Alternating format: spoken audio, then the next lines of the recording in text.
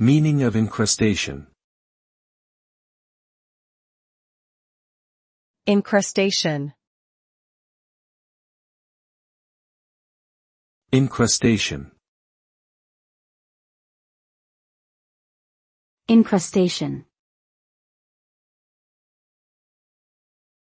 Encrustation.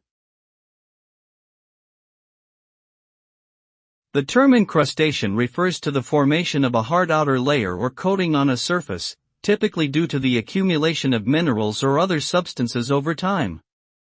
The result of encrustation can vary depending on the context, but it often involves the obstruction or degradation of the affected object or area.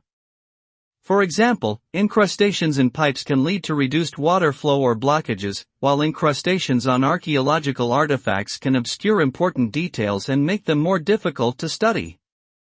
Overall, encrustation is generally seen as a negative consequence of prolonged exposure to certain environmental factors.